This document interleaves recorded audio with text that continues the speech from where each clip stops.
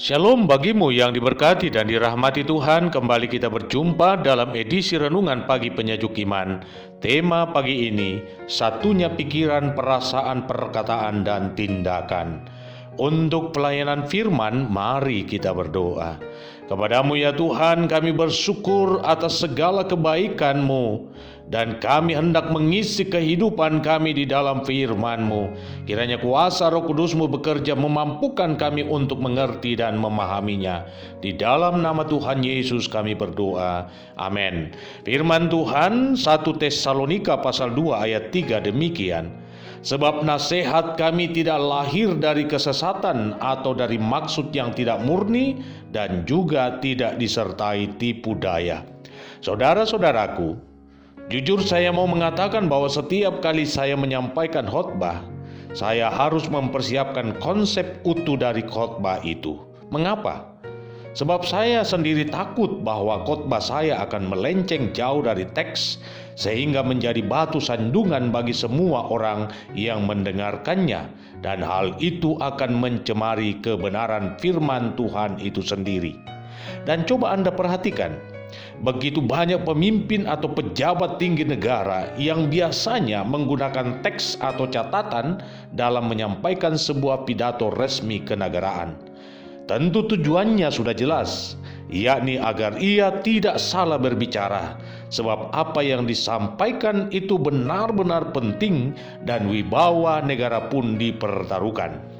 Tapi kita tidak dapat pungkiri bahwa ada orang yang mempunyai talenta dalam menyampaikan khotbah atau pidato tanpa menggunakan teks atau catatan. Salah satunya yang saya tahu adalah Mohandas Karamchand Gandhi, atau lebih dikenal dengan sebutan Mahatma Gandhi. Mahatma Gandhi adalah sosok negarawan yang menjadi inspirasi bagi banyak orang. Pada tahun 1931, ia diundang untuk berbicara di depan parlemen Inggris yang disebut House of Commons. Ia berpidato tanpa catatan dan berbicara selama 2 jam. Dengan fasih dan penuh gairah ia sampaikan buah-buah pikirannya, dan saat selesai berpidato, maka semua orang berdiri dan bertepuk tangan.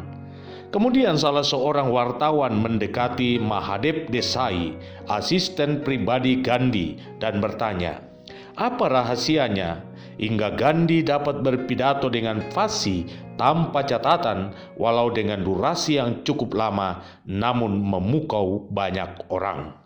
Sang asisten tersenyum dan berkata, Anda tidak mengerti Gandhi. Anda sendiri lihat, apa yang dia pikirkan adalah apa yang ia rasakan. Apa yang ia rasakan adalah apa yang dia katakan. Apa yang dia katakan adalah apa yang dia lakukan. Apa yang dia rasakan, apa yang dia pikirkan, apa yang dia katakan, dan apa yang dia lakukan sama saja. Dia tidak butuh catatan. Itulah yang membedakan Gandhi dengan kita. Sebab apa yang kita pikirkan kadang berbeda dengan apa yang kita rasakan, dan apa yang kita katakan bertolak belakang dengan apa yang kita lakukan. Karena itu, kita selalu butuh catatan supaya tidak keliru. Saya katakan bahwa Mahatma Gandhi punya integritas yang sangat kuat. Itulah sebabnya ia tidak takut salah ataupun disalah mengerti. Integritas adalah menyatunya pikiran, perasaan, perkataan, dan tindakan. Jika Anda adalah seorang yang memiliki integritas, maka Anda akan menjadi orang yang sangat nyaman sekalipun Anda sering disalah mengerti. Nyaman dengan diri sendiri dan juga nyaman dengan orang lain, bahkan musuh sekalipun. Orang yang berintegritas hidupnya terbuka bagi semua orang, dan karena itu ia berani untuk menegur jika sesamanya telah menyimpang dari kebenaran. Paulus, saudaraku, adalah salah seorang rasul dan pemimpin rohani yang punya integritas dalam hidupnya. Karena integritasnya itulah kepemimpinannya pun efektif. Ia tanpa sungkan mengecam setiap orang sekalipun orang itu adalah pejabat atau tokoh yang dihormati. Ia berani berterus terang dalam menyatakan kebenaran, walau apa yang diucapkannya itu mengandung konsekuensi yang pahit bagi dirinya.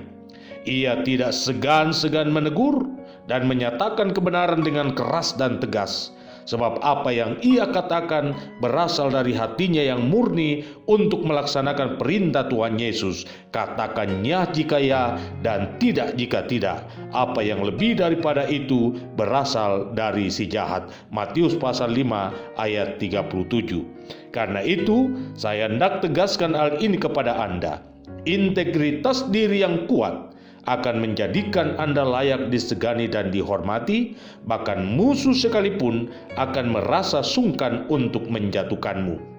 Hanya orang yang urat malunya terputus yang akan selalu mencari celah untuk mencelakakan hidupmu. Selamat memaknai kehidupan imanmu. Tuhan Yesus memberkati.